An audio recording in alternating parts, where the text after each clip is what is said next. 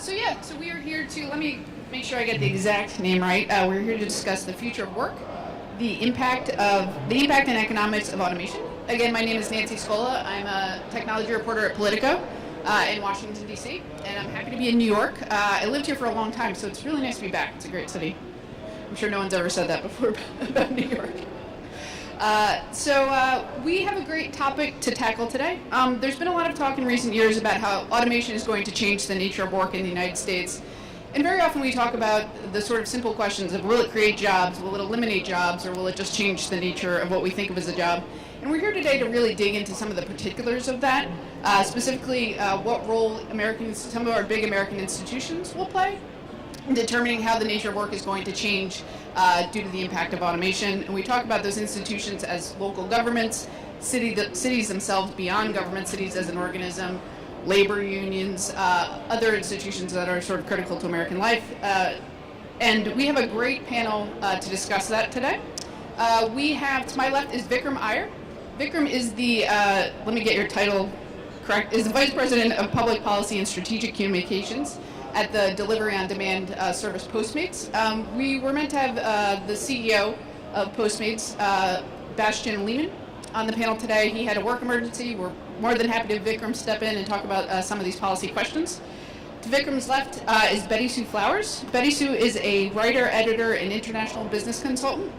To pick one of the roles she's played over the years, she was the president of the LBJ Presidential Library and Museum down in Austin, which seems like a fun job to tackle.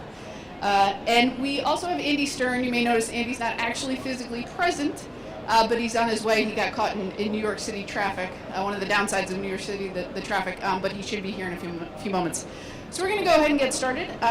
Vikram, we talk a lot about automation, as I said, in sort of these like grand terms and not with a ton of specifics.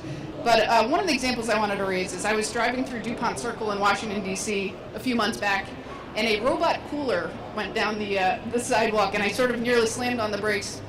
And I thought, what the heck is that? We don't see a ton of innovation happening in Washington, D.C. necessarily day in and day out. Can you explain what I was looking at? Yeah, absolutely. And thank you for having us. It might just be good to just do some scene setting. Postmates, some of you may be familiar. New Yorkers are obviously familiar with delivery services. Postmates is an app-enabled delivery service that really allows you to get anything you want in your city delivered within an hour. So whereas a model like Amazon.com or Walmart.com might build warehouses on the outskirts of cities and then funnel goods into town, we basically take the inverse approach. We actually index the product offerings of a city and allow you to connect to a local merchant as opposed to a warehouse merchant to get those goods. So if you wanted a light bulb from a hardware store, or if you wanted plungers, or if you wanted health and wellness products, there's a real risk to retail if you really just take on the Amazon approach. Whereas if you're using app-based technologies to buy locally, then all of a sudden you're giving the tools to brick and mortar retailers to distribute their goods in a fashion in which they had a warehouse-like operation. So for a company like Postmates, we transact about 3 million deliveries per month across 300 U.S. cities and Mexico. And within the last year, our couriers on the platform, which we actually call Postmates themselves, made about $216 to $217 million in earnings. And that was just in 2017 alone. But part of those earnings are actually dependent on how far they go. So if you or I were at our office later this afternoon and we wanted coffee from a local coffee shop across the street, or we lost our phone charger and we needed one delivered from a local electronics store, a Postmate courier would actually bring that to you. But financially, it's not that rewarding. The payout on average for a Postmate is about $18 per hour, so certainly higher than minimum wage. But we can only maintain that as a company if the runs that the couriers are making and the items that you're summoning to be delivered are about a mile or above.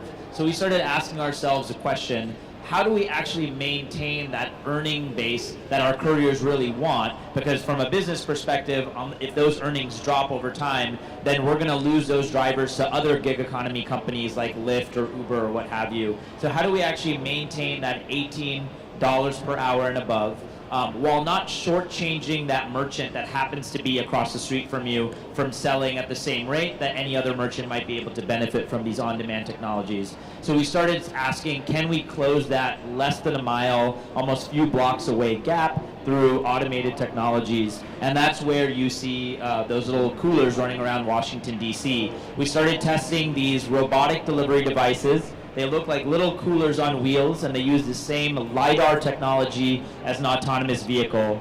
And we started working first with the city of District of Columbia, and then moved to Virginia and Austin and Wisconsin and a few places in California to start asking, can we actually operate these on the sides of roads? So these are on sidewalks, they're not actually on the streetway. And can we, A, work with the government to figure out how they can operate?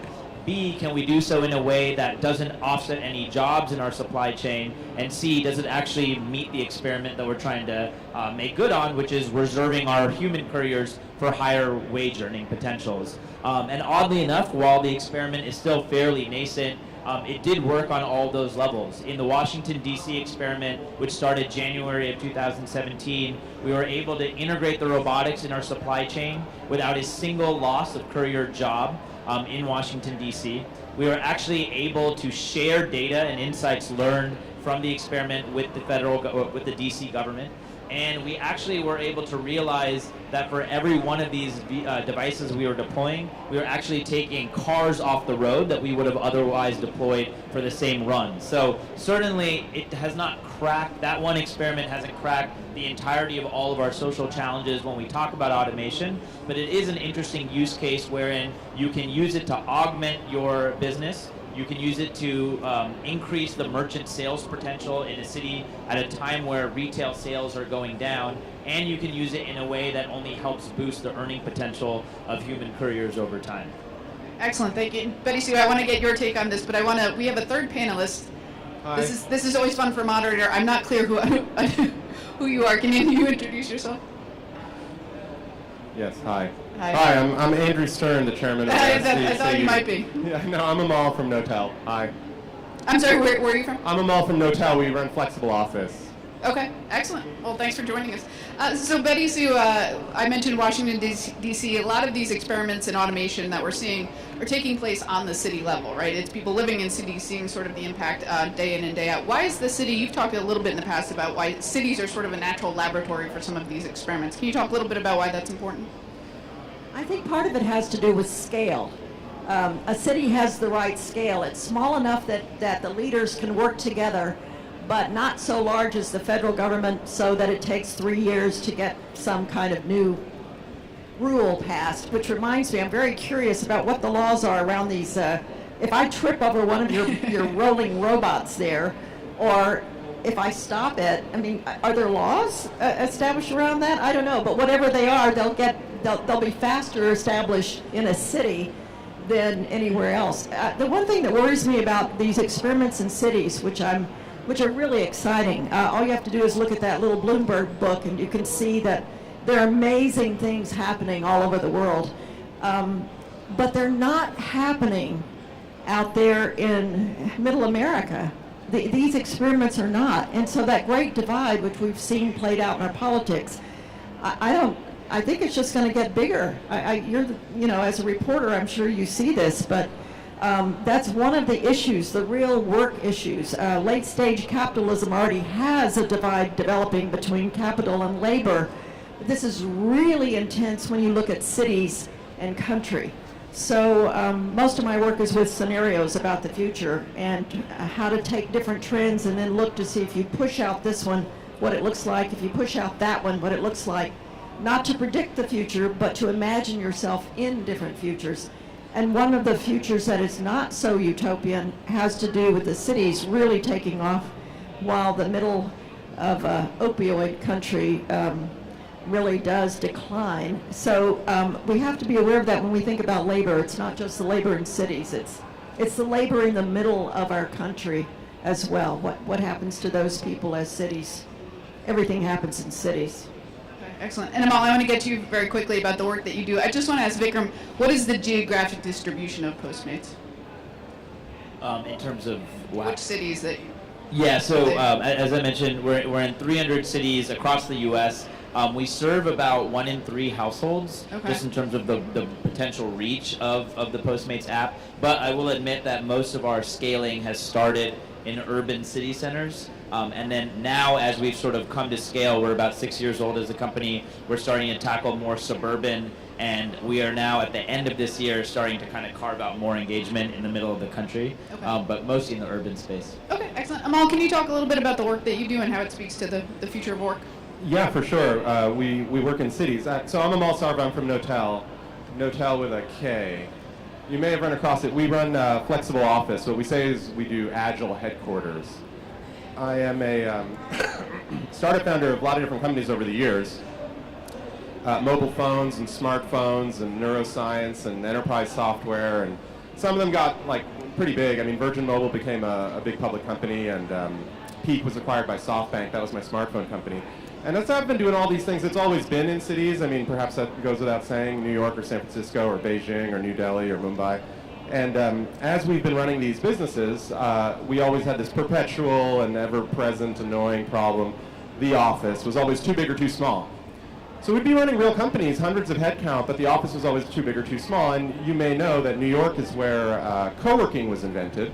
I mean, it was more or less a creation of a bunch of hippie dreamers that created a couple of co-working desks. There was this place called New York City like 10 or 11 years ago that some friends of mine had gotten going. And as I was watching the development of co-working over the years, I thought it was really nice. It was a really great place to put your first desk, third desk, fifth desk.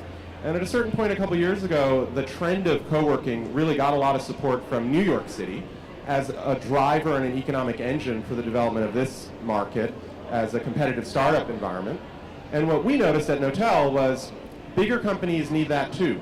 When you get to 20 or 50 or 100, you still can't predict the future any better than a two-person company can. And a lease is basically an instrument. It's a prediction you have to make and pay for a long period of time. So we thought, well, let's try it. Let's see if bigger companies also want this thing, the flexibility that exists in co-working. Let's build headquarters, though, not co-working. And now, a couple years later, we're managing 1 million square feet in about 50 buildings, mostly in New York, but also in San Francisco and London. And it's growing really fast. We'll be another 10 times bigger by the end of next year. It's been unbelievable. We raised $100 million. There's hundreds of companies there. There's huge corporates. There's like the Microsofts and the Starbucks that are also using Knotel. And it is a business, now to return to the cities topic, it is a business for cities. I have no page in any plan that takes me to 300 cities around the world. Yet I do plan for my business to be 1,000 times bigger than it is today. We're maybe 0.25% of the New York office market. Doesn't sound like much. And we could be 100 times bigger and only be 25% of the New York office market. We'd go from tens of millions of revenue to tens of billions just by launching 10 cities in North America and Europe. The trend that we are working with, I think, is one that you were describing, Betty Sue. It's the trend of cities winning. This trend of cities winning, aggregating more and more people, economic density, and total share of production, it's a 1,000-year trend. It didn't start in the 70s. I would not bet against this trend. The difficulty we need to solve is what does it mean for smaller cities as they soak up the country? I was just in Omaha on the weekend, and Omaha's kind of doing all right compared to 2 hours away from Omaha, which is not doing all right. And inevitably, eventually, there will be more than only 10 important cities. But certainly these 10 most important cities in the West are going to be 5 times bigger than they are now, 100 years from now, 10 times bigger than they are now. New York as an economic engine is like 10% of US economic production. There's 30 million people in the region. Will there be 100 million people in the New York economic region? It's possible 100 years from now. So cities winning is an opportunity in our view, but also, of course, a problem to navigate for others. When we talk about automation, for years we talked about automating factories or coal mines, right? That was where the impact of automation was going to be most greatly felt in the United States. Now we're talking about automation that is increasingly powered by artificial intelligence and is increasingly doing sort of higher end tasks that office workers or creative folks used to sort of do. Artificial intelligence, this is sort of a winding question, but I swear I'm getting somewhere. Artificial intelligence tends to work by having huge caches of data that teach it how to do things. Cities in some ways work because they have the scale that produces sort of huge caches of data, huge caches of experiences that then can feed into things so that they, not articulating this super well, but cities sort of work because there are millions of people doing things, and we learn patterns, and we can optimize for those experiences. Is there anything about the future of artificial intelligence empowered automation that only works in cities? Did that make any sense? Or, okay, Vikram, can you talk about that? Is there anything, can Postmates just not work in some of the places that Betty Sue's talked about, or Amol has talked about, the sort of the left behind places? Yeah, I think it's, well, one, it just starts with building that cache of information, right? So to your point about city, or to both of your points about cities being test beds of experimentation, it may sound, so for anyone that's used Postmates or Uber Eats or Instacart or any of these delivery services, it may just sound like lazy Sunday, you're hungover, you want a burrito delivered to your door, and that's the experience that you get through the app. And in many respects, it is that. But what our technologists are doing beyond creating that matching algorithm to pair you to a local merchant, to pair you to a local courier, and then deliver those goods, is actually indexing the product offerings of everything sold in that community. So if Google Maps will tell you where things are, our goal is to index what is sold in each of those locations. So that starts by scraping online menus. It also starts by cold calling various establishments and figuring out what's sold in those locations. But then through AI, our systems can get smarter and start determining patterns as to what is sold, or based off of seasonal inventory, without having an extra sales rep call a deli, know that they're going to be increasing their sales of soup in colder seasons, or that avocado toast is going to spike during certain times of the week in sales of certain establishments. That's sort of an outcome that can only really be built if you have as much information as you build over time. And cities are a test bed to start that, fundamentally because that is where we can make our intelligent design smart first, and then continue to expand that reach in other parts of the country. I would also argue that for a Postmates-like concept, commerce in cities is fundamentally changing.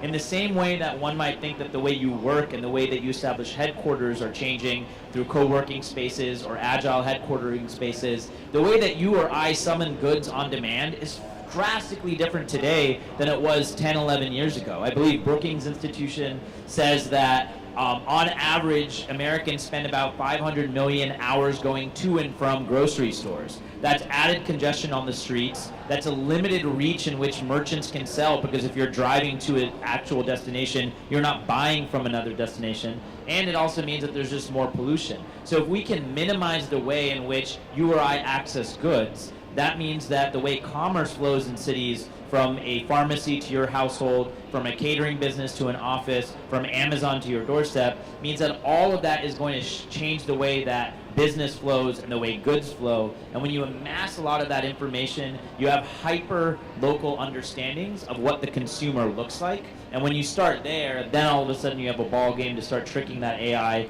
to intelligently delivering more and more of what that consumer wants. And I just think that cities are a good test bed to amass that data at the front end, and then you can scale that in other locations over time. Very quickly, any surprising findings in that data of what neighborhoods people like to eat on Sunday morning when they're hungover? Yeah, I'll say here in San Francisco, pho is one of the highest delivered items. In the city, here in New York. Yeah. In San Francisco, burrito delivery is very, very high. In Oklahoma City, avocado toast is very, very high. Really? Surprised? Yeah. Okay, excellent. I think what you're saying too applies to the gig economy, which is the future of work in many cities.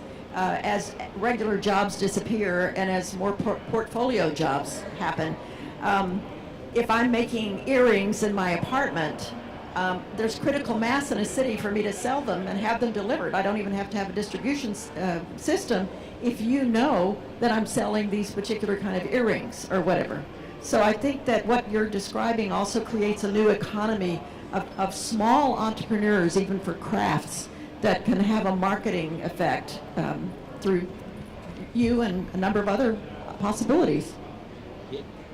Yeah, it does. And I mean, one of the things beyond just the way commerce moves in cities that's changing for us is just this nature of what work looks like, right? We have about 150,000 to 200,000 independent contractors that are on the platform at any given moment. And that means that there are very, very strong considerations among state and local policymakers as well as federal policymakers around how benefits should be allocated for this independent workforce. So as a company, beyond just food delivery or retail delivery, we spend a lot of time looking at what are the policies of the future that can meet or account for this disaggregated economy. Well, on this labor thing, I think that we do face a very difficult problem in New York at least, and definitely San Francisco.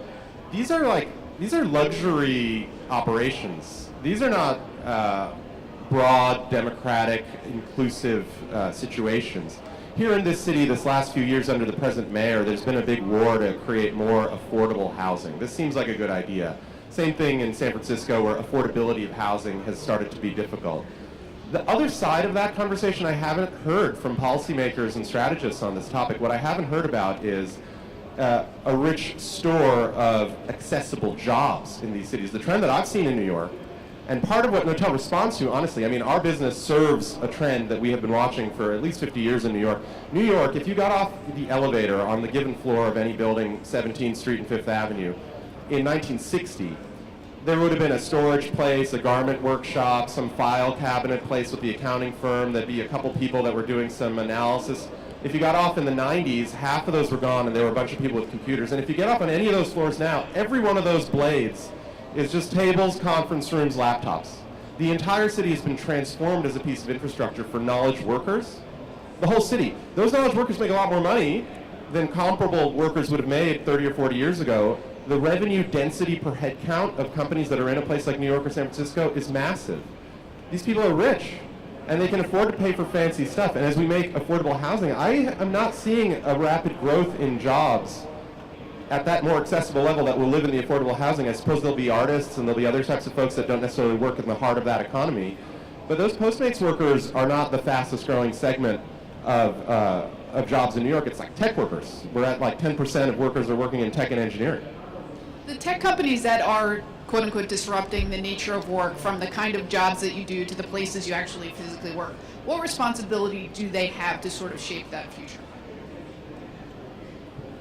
I think that we have a huge responsibility. As a tech company, I will admit, previously coming from government, it is very easy to assume that government has noble intention, that government amasses some of the best talent, particularly in the upper echelons of any presidential administration. And I'm sorry, explain where you worked in government. Yeah, sorry. So previously, I think I heard a laugh. I mean, that might be laughable given the current dynamics, but I think that, so previously I worked in the last administration, both for the undersecretary who oversaw IP in the U.S. Patent and Trademark Office and in the White House National Economic Council. And you see people who are very passionate and patriotic and driven to try and engage industry, understand their needs, and build policy that addresses industry. But now being on the other side of the equation, things like delivery robots, and to your question, Betty Sue, we actually, as Silicon Valley, absurd as this sounds, we made sure that we went to every city first, asked city permission to operate, and built robot frameworks and robot laws in certain state instances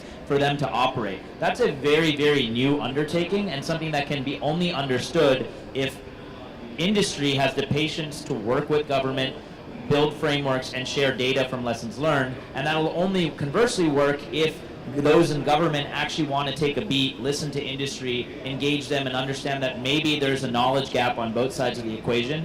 I would say not only to operate those spaces do we need to engage, but now that we as a company are naturally bleeding into the automation impacting jobs conversation, we have found it incumbent upon us to have our CEO go and testify to Congress, to share insights learned, to work with local mayors, including the mayor of LA and the mayor of San Francisco, about workforce development programs, and at least start to explore what continuous learning or late education models could look like for individuals that work on our fleet of robotics, without us stepping up and owning some of that responsibility, and without government working with us to recognize we're not just a tech company with tech bros trying to serve tech bros, but trying to understand what some of the downstream policy impacts are. Unless we have that two-way empathy, we're not going to see a lot of progress, and we might see regulation and policy making in a black box without information. So you've been in San Francisco now for a couple of years, right? After your time in Washington. About a year, yeah. How broadly accepted is that responsibility in Silicon Valley, just very quickly? I think it's growing. I mean, I would love your views being at the helm of multiple companies, but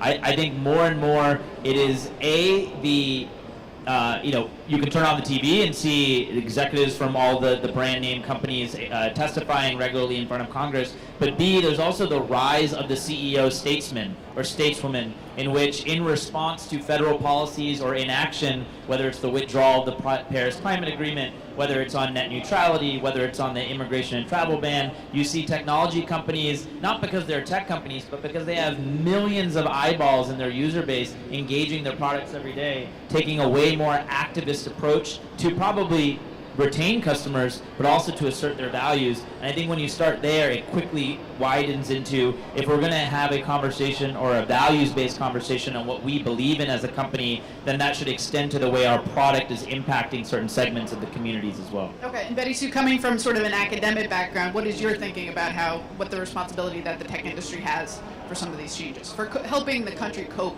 with some of these changes? Yeah, I see it more as an opportunity than a responsibility, both, because I see tech companies stepping up to work with governments. I really do. I do see a lot of that happening. I'm usually the only American in the sustainability scenario things in Europe that I do, and what I do is talk about cities. They say the U.S. has withdrawn from the Paris climate. What can I say? You should look at what's happening in cities and mayors. You should look at what companies are doing and what individuals who express their values through companies, what they are doing. So I think the other side of responsibility is opportunity, and more of the enlightened tech leaders and other leaders that I know are really thinking of it that way. What is the opportunity space here if I really do step up my concern for the environment, for workers, and for the health of the city that I'm in? Well, look, I mean, the good news about the tech community, even though they sometimes sound naive, is they do believe and want to be doing good things for the world. I mean, they say this, and they take many actions along these lines. They may not always land with the appropriate empathy or the knowledge base that makes them experts to be the policy makers on these topics. They should not be unfettered. But isn't the good news that these folks have been so active and visible, Obama administration, or even in the resist movement, it has been impressive, and I have been part of that. We want to do good things, and in the small ways that we can, we are always fiddling. Let's hire more, and let's try to fix diversity issues. Let's find people from interesting and difficult backgrounds that we wouldn't normally hire and try to hire them and onboard them and use our economic power for good. We're trying to do so many of these things. We alone will not have that impact. And I think the flashpoint of like AI disrupting society isn't a question only to be answered by a handful of people in the tech community. It's a question that actually more broadly needs a well-informed answer. And I would like to point out two things that I think we in the tech community, if I may throw my arm around the community, think is true. So one thing is, we think that every technology innovation that has happened has created disruptions and problems that on the whole has made our society richer, better, happier. We are so much richer, so much better off. Food, clothing, everything that people need is far more plentifully in supply, far more broadly available. I mean, if we had problems the last 20 years, it's that the lowest billion got richer faster than the middle billion got richer. And technology has been a great force for good, even for labor. I mean, even for jobs. When ATMs went into banks, people worried. Way more people work in banks now than they did then. And I think that will happen this time, too, with this latest incarnation of technology revolutions and whatever else. But it actually won't happen fast enough. And I think the second point is one that's often overlooked. The second one is, if we expect in 50 years to be as much richer as a society as we have been now at the end of this last 50 years, we need a lot of growth. We need way more growth than population growth will provide us. The way economies get richer is more people producing more stuff per person. Population growth in rich countries is slowing down a lot. We need the robots. Without the robots, in 2050, we'll be short 3 billion people to create the economic output that we would expect, the improvement of our lives and our wealth in general as a society, both in the West and in the developing world. We need a lot more people. We need more automation. It's the opposite of the worries that we have in a local maxima that we live in today. So on the way in here, I saw an advertisement for Big Brothers Big Sisters, and I swear I'm going somewhere with this question too. If you were participating in that program, and say you had a 15-year-old come to you in whichever city you live, so Vikrum, you're in San Francisco, Amol, you're in San Francisco, right? And Betty Sue, you're in New York. Oh, you're in New York, I'm sorry. And Betty Sue, you're in New York as well. So someone in whatever part of New York or San Francisco that might participate in Big Brothers Big Sisters comes to you and says, I'm 15 years old, I'm a particularly thoughtful 15-year-old, I want to think about the future job I might have. I'm concerned about the impact of automation, artificial intelligence. I want to pick a career that I'm going to that's going to be sustainable for 30, 40, 50 years. What guidance would you give to that young person? Well, I mean, there's two really obvious ones. Work in technology. That would be nice. Make the AI. Make it make you smarter and more powerful. Be there. And there was a very nice report from New America. They did this thing called the Shift Commission, and they did this sort of scenario planning about different ways the future might unfold. And the stuff that these decision systems are really good at are not the high empathy situations. And the things that we do interpersonally are things that these systems are bad at and will probably be slowest at. And so let the systems get information, make decisions, and support you as you negotiate with other human beings. I mean, the low empathy demo that you saw yesterday from Google with some like robot hacking a Chinese food restaurant, I mean, there are roles for people in the world, and we are way better at all this stuff even now. And even with support, even with a reminder in your calendar that says, hey, Mother's Day is coming up, it is you that will make Mother's Day work. Don't forget, it's Sunday. I appreciate that. I would tell them, for those who are not technology inclined, I would tell them to study poetry. Of course, I'm prejudiced. That's what I used to be a professor of. But because of this very human dimension that you mentioned, we have a lot of AI that is really machine learning. That's what we'll have in the next 30 to 50 years.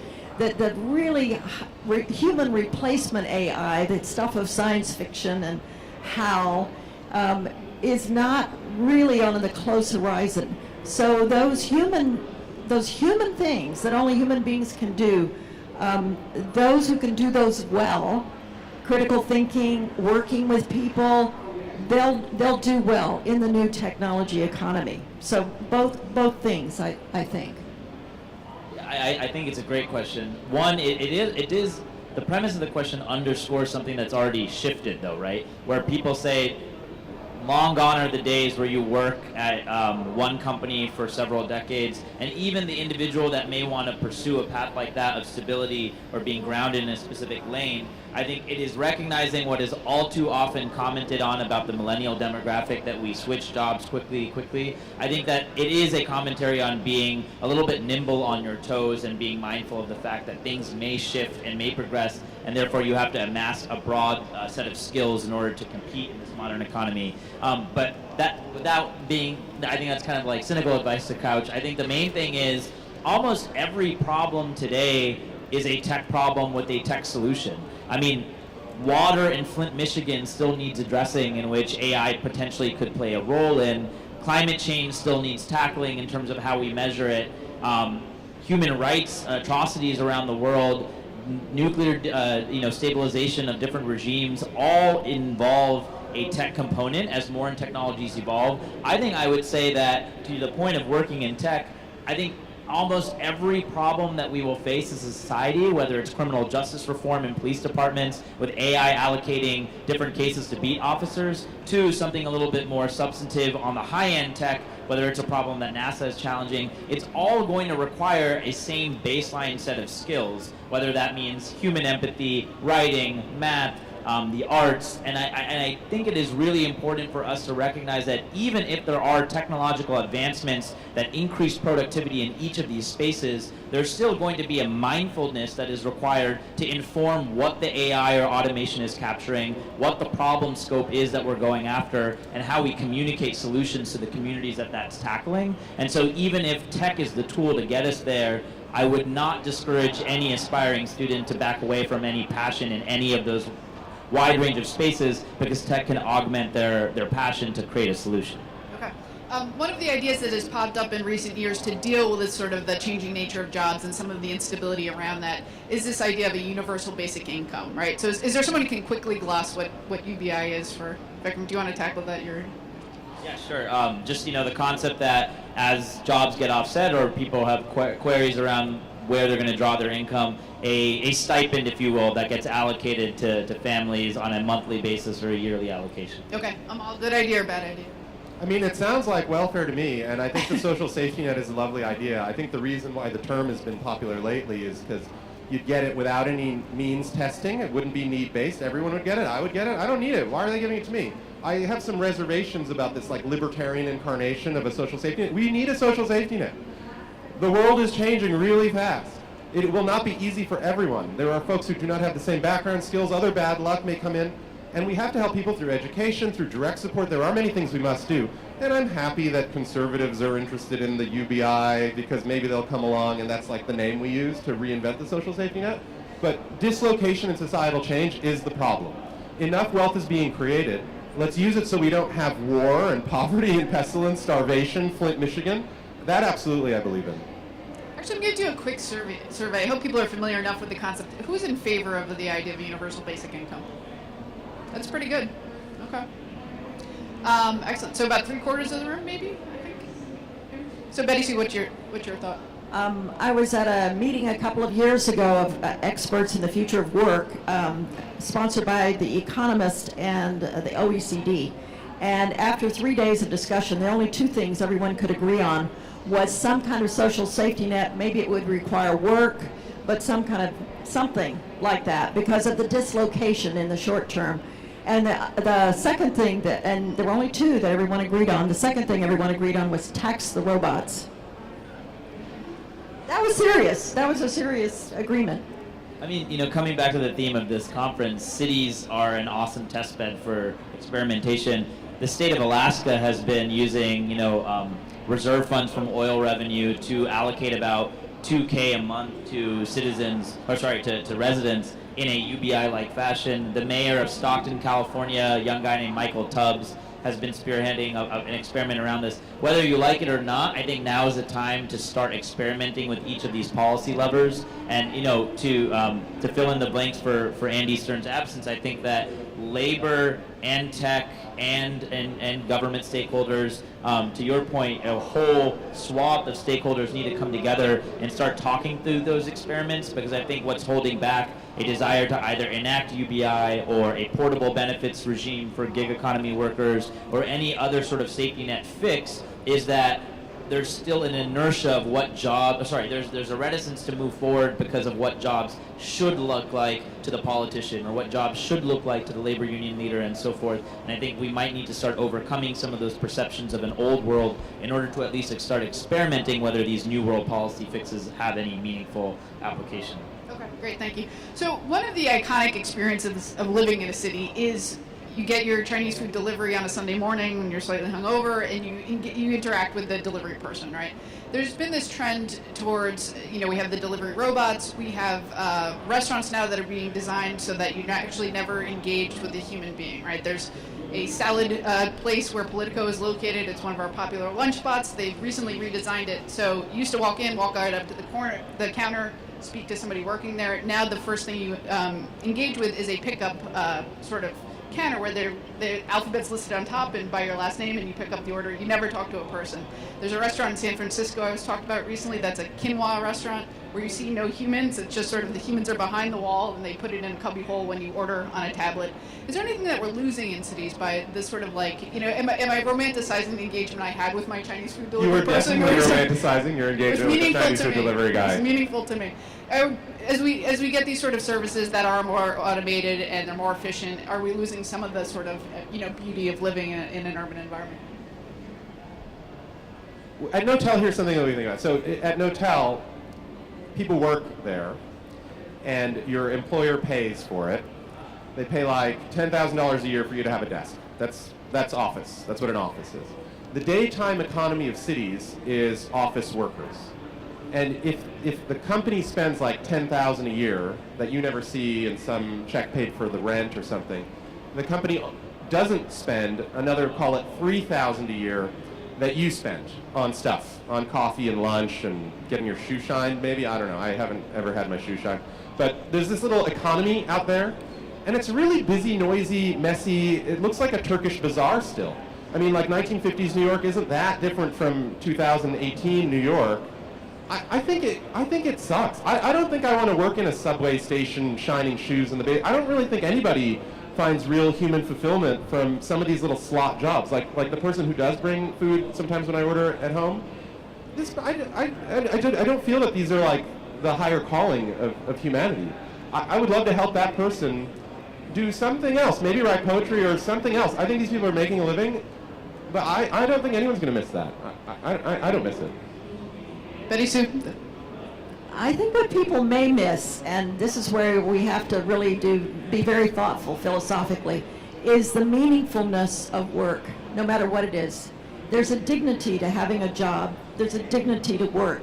And so I don't know where, I do think we have to think through our education system such that meaning and whatever produces an income aren't necessarily that closely connected. I don't know how we do this actually, but I think a lot of thought, because all the history of human beings has connected meaningfulness and worth, individual worth, to work of some sort. I think that's spot on, but I would add one nuance, which is I think there's a difference between the dignity of a job and the dignity of work. I think the job can connote, just putting means on the table to make sure that you can put a roof on your head, provide for your family. If there are advances in productivity, then maybe it can animate you to allocate your time to other more meaningful spends.